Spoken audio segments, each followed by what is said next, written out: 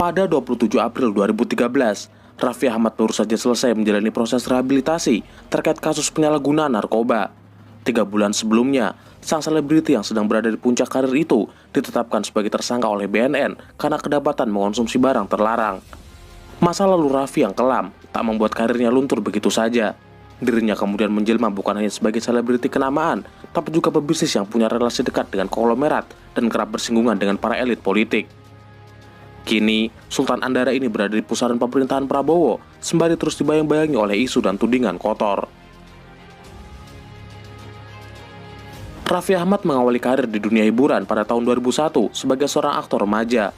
Namanya makin melambung kala dirinya menjadi pembawa acara di berbagai program televisi. Tahun demi tahun, popularitasnya makin tinggi, hingga kejadian di 2013 membuatnya rehat sejenak dari hiruk-pikuk dan gegap gempita. Petugas Badan Narkotika Nasional atau BNN minggu pagi menangkap selebritis muda berinisial RA karena diduga mengkonsumsi narkoba. RA ditangkap di rumahnya di kawasan Lebak Bulus, Jakarta Selatan. Setahun pasca kasus yang mengguncang itu, Raffi Ahmad memulai kehidupan baru dengan menikahi Nagita Slavina.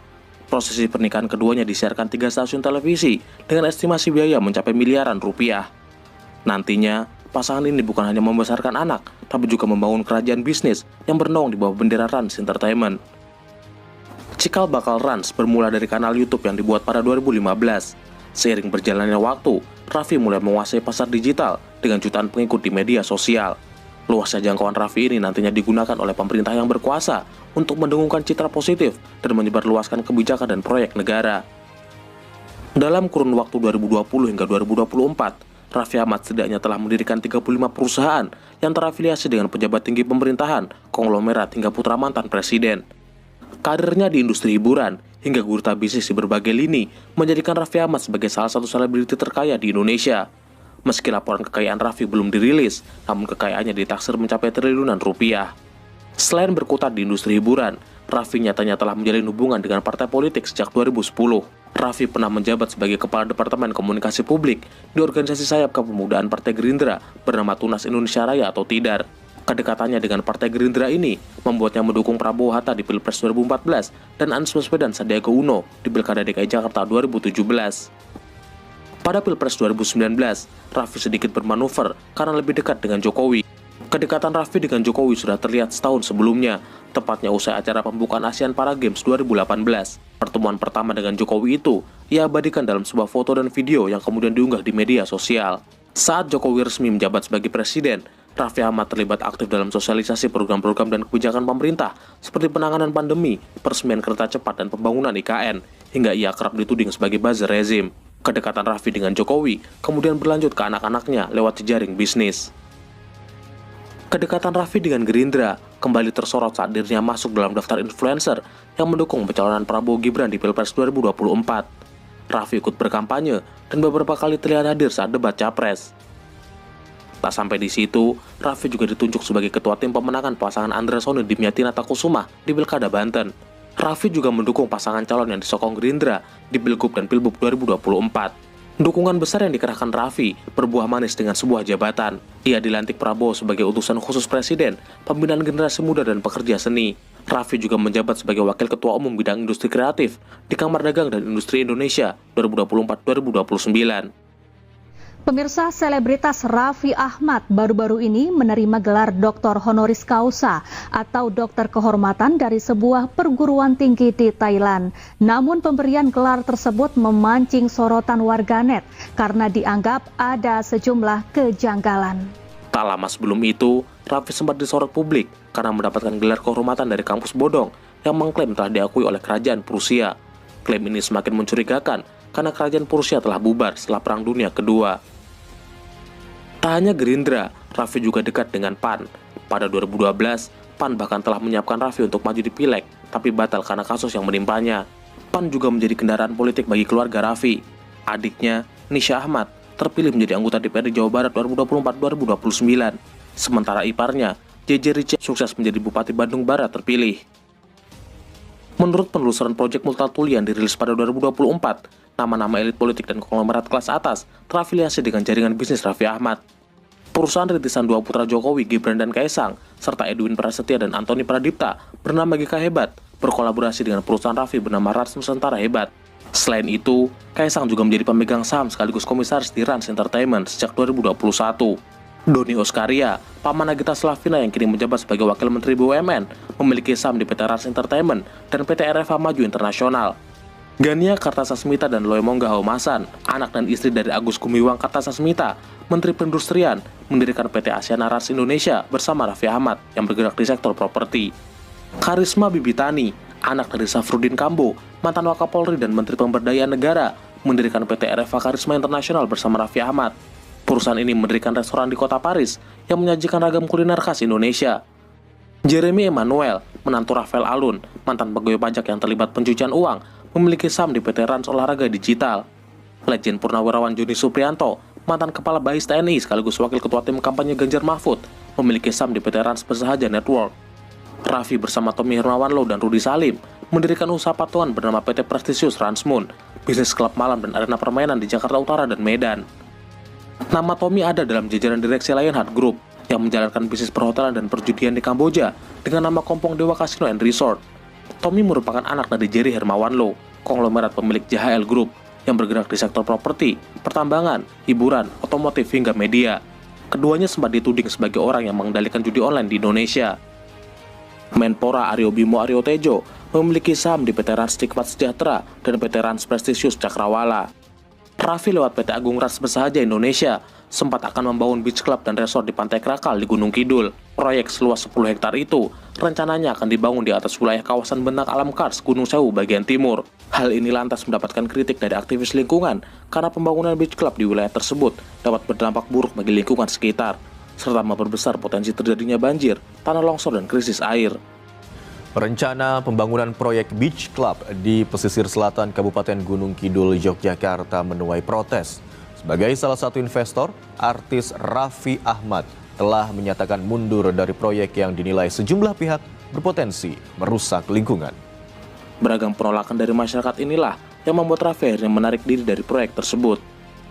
Pada Februari 2024, tudingan keras dihembuskan oleh National Corruption Watch yang menyebut Raffi diduga terlibat dalam tindak pidana pencucian uang. Menurut NCW, uang-uang yang masuk ke kantong Raffi merupakan milik tersangka hingga terdakwa kasus korupsi. Oleh karena itu, pihak NCW meminta aparat yang berwenang untuk memeriksa aliran transaksi uang Raffi Ahmad. Di lain pihak, Raffi dengan tegas membantah hal tersebut. Ia menyebut kekayaannya adalah hasil usaha dan kerja keras selama bertahun-tahun. Silakan saja kalau mau dicek, ini apapun itu silakan. Kita memang sudah mau menjadi perusahaan yang terbuka, semuanya pun harus terbuka. Jadi rasa-rasanya ya janganlah, saya kan termasuk anak muda, generasi muda yang sekarang yang ingin sukses, yang ingin juga meneruskan ibaratnya untuk memperjuangkan perusahaan-perusahaan kita untuk menjadi lebih baik. Ya janganlah diberitakan yang ya merugikan, apalagi yang menyesatkan seperti ini. Menteri BUMN Erick Thohir di suatu kesempatan bahkan membela Raffi dan meminta publik untuk mendukung, alih-alih menuding yang aneh-aneh. Saya sama Raffi yang lagi digosipin cuci uang. Masa saya digosipin cuci uang, Ferry? Gini loh, kalau ada generasi muda yang sedang membangun usahanya, itu harusnya itu didukung, bukan digosipin yang aneh-aneh. Akhir 2024, Raffi kembali dituding sebagai maklar jabatan. Hal ini bermula saat Sule dalam sebuah siniar mengaku pernah ditawari Raffi untuk maju sebagai calon wakil wali kota Bekasi. Kemarin Rapi untuk di Depok apa Bekasi? Bekasi, wali kota Bekasi. Rapi telepon. Mau nggak jadi wakil wali kota? Pagi-pagi jadi wakil wali kota. Belum. Dugaan Raffi Ahmad sebagai maklar jabatan semakin kuat setelah ada pengakuan dari jurnalis Tempo. Lagi-lagi, Raffi membantah hal tersebut. Asisten pribadi Raffi Ahmad, Mufli Budi Ananda, secara mengejutkan masuk ke dalam jajaran Dewan Komisaris PT Krakatau Posko, perusahaan patungan milik BUMN dan raksasa baja Korea Selatan. Banyak pihak mempertanyakan kompetensi yang menjadi dasar penunjukan Mufli, mengingat ia sebelumnya lebih dikenal sebagai asisten pribadi dibandingkan pengalamannya di industri baja atau sektor manufaktur. Kasus Mufli hanyalah bagian kecil dari gurita kekuasaan keluarga Raffi Ahmad dan Nagita Slavina yang dalam beberapa tahun terakhir semakin terkonsentrasi ke tatanan politik lokal maupun nasional. Keluarga, kerabat, dan orang-orang dekat Raffi Nagita sukses menduduki berbagai jabatan penting di pemerintahan, BUMN, hingga lembaga negara. Fenomena jaringan kekuasaan ini kemudian dikenal dengan istilah Rans Connection. Membicarakan Raffi Ahmad, kini tak lagi hanya sebatas lakon dunia hiburan.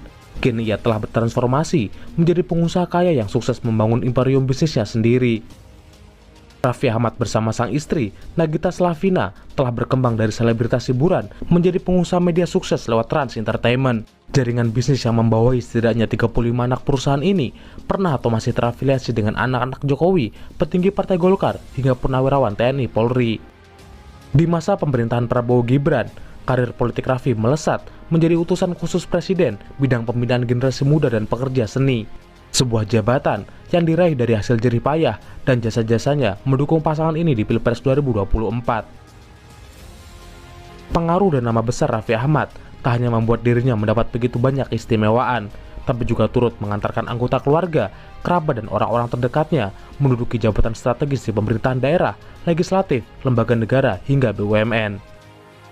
Nama Mufli Budi Ananda menjadi sorotan publik setelah ditunjuk sebagai komisaris PT Krakatau Posko. Sosok yang selama ini dikenal sebagai asisten pribadi Raffi Ahmad itu kini menjadi perbincangan warganet. Mufli Budi Ananda yang selama ini dikenal publik sebagai asisten pribadi Raffi Ahmad ditunjuk sebagai salah satu anggota Dewan Komisaris PT Krakatau Posko. Mufli mendampingi komisaris utama Brigjen TNI Bambang Sudono Sastroprawiro, sementara posisi Presiden Direktur dijabat oleh Kim Yong Jong. PT Krakatau Posko adalah perusahaan patungan antara perusahaan baja plat merah milik PT Krakatau Steel dan perusahaan Posko asal Korea Selatan dengan kepemilikan saham masing-masing 50%.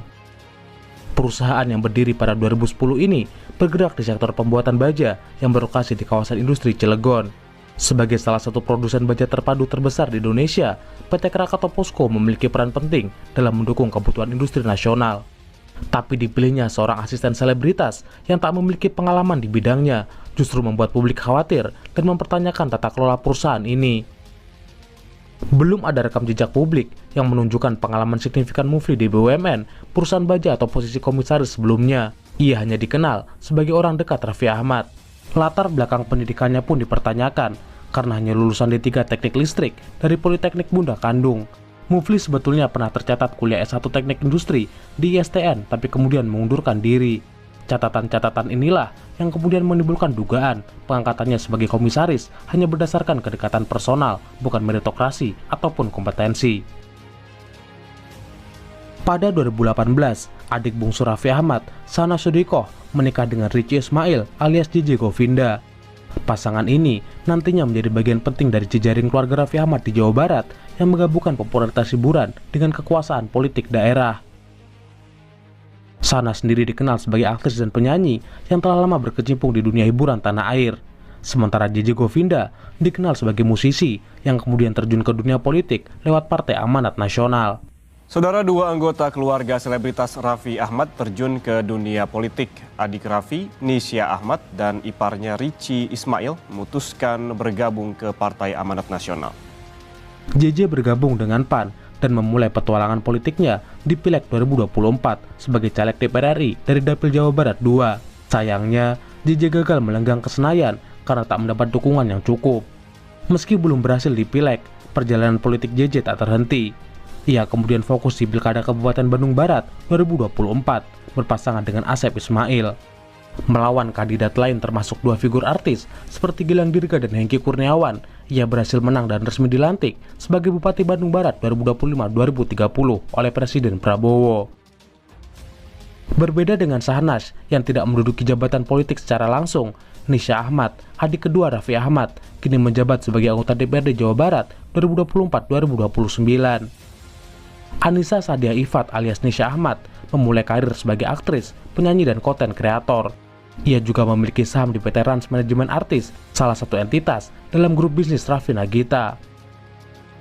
Pada 2023, Nisha resmi bergabung dengan Partai Amanat Nasional yang menandai langkahnya terjun ke dunia politik setelah sebelumnya fokus di industri hiburan.